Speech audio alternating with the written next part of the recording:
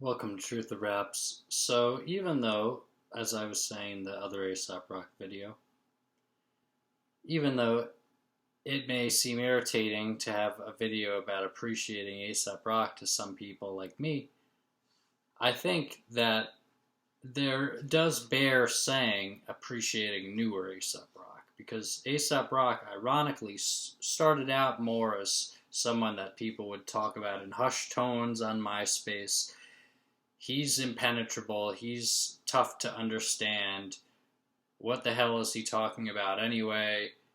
And then you listen to him and it's like, oh, this is very poetic and it's cool.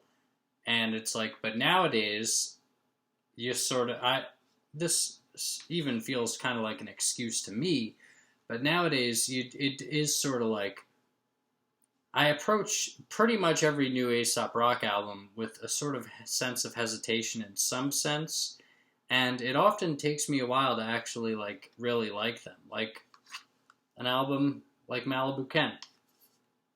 It's really good. It's Aesop Rock's Mad Villainy, because it's they're called Malibu Ken, and it's called Malibu Ken, and Mad Villain are called Mad Villain, and it's called Mad Villainy. It's similar enough anyway, and it's got a face in the cover. Did anyone ever tell you how Malibu Ken is like Mad Villainy? But anyway, Aesop Rock, he's really incredible on this. He's very good on this, and let's do a random line, and I imagine it's going to be a really good one, because Aesop Rock's really good, and he remains really good. Is he as good as he's ever been? Is he more irritating perhaps now than he's been before? There may be different answers to those questions, but let's see. This is a song I didn't even... story songs and rap are tough. Probably story songs anywhere are tough. Maybe even more so in rap because it's even more about the lyrics. But it's like a story song, I get the sense that they hit you a lot faster and a lot harder, like Ghostface Killah with the song Shaky Dog on Fish Scale, for example. Incredible song. Or similar song, similar enough to the point where it features people like going into somebody's apartment or hotel room or going up to somebody's hotel room. Actually, in this song, this one I'm about to tell you about, it's more just somebody telling people what to do. Although there's sound effects in the background as if they're doing it while he's telling them. But that song is, of course, maybe for people who know rap, N-Words Bleed by the Notorious B.I.G. And then, of course, a song like Lottie Dottie, which I think was the first song I really got into on Doggy Style, and similar enough to other albums such as Supreme Clientele like Ghostface Killah. The first song you get into might be your least favorite song after a while, perhaps because it might be in sort of a style that's different from the album, and once you learn to love the album, this might feel like a more generic song by the artist. But story songs, I think, like at Church Ace, La Ghost from Supreme Clientele, that's one of the ones I would put in that category.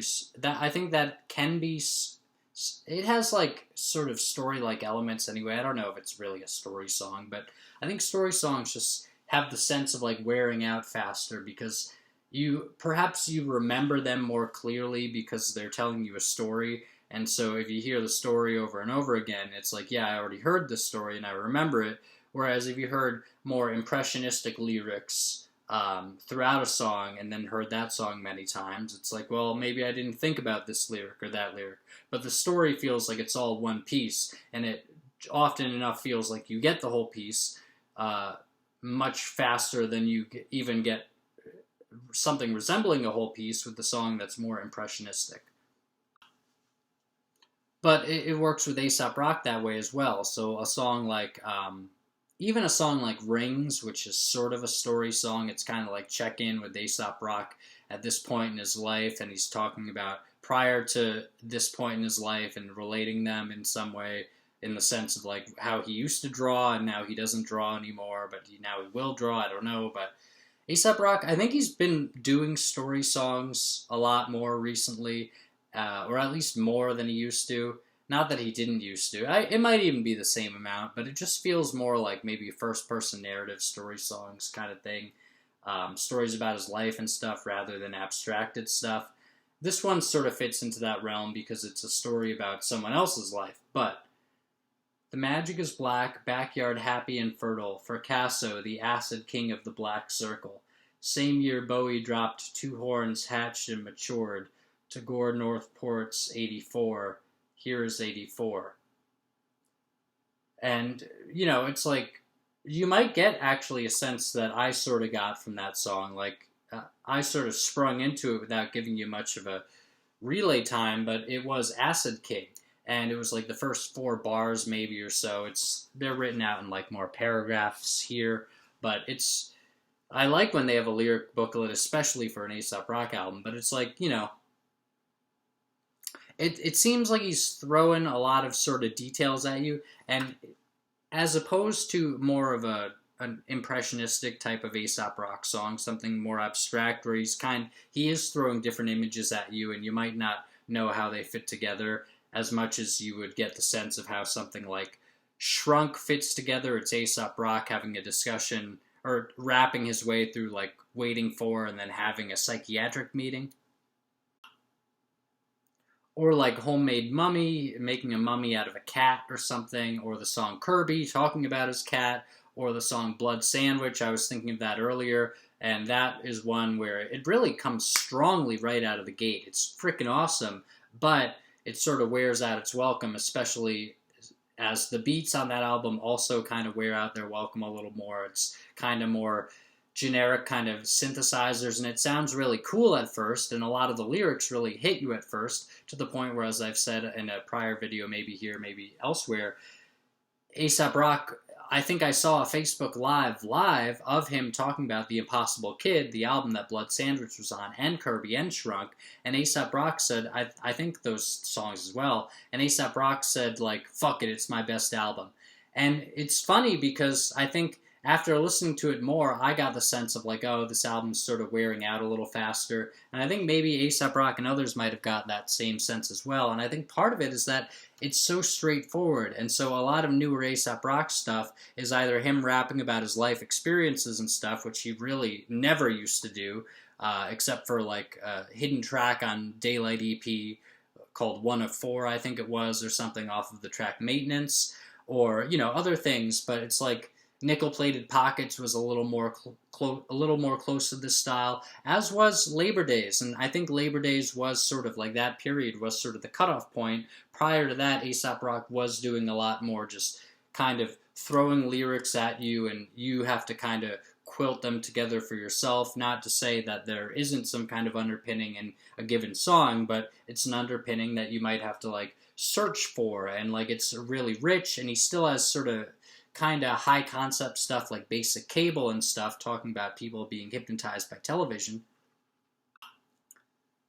But anyway, it's like the newer Aesop Rock stuff, it seemed like for a while at least, perhaps peaking with The Impossible Kid, he was moving towards more and more and more approachable. And to the point where in The Impossible Kid, it's fairly approachable, I think, to most people, and most people could probably like sort of tell you what's going on with most of the songs without thinking about it too much. And the thing is, when I was saying that most people could probably tell you what's going on with the songs, really the stopping point of that sentence was songs. And without thinking of it too much, I sort of added that on after thinking like, oh, I don't want to sound kind of ugly saying like, similar to me characterizing Lupe Fiasco maybe sounding that way, sort of considering most people dumb and not able to get it.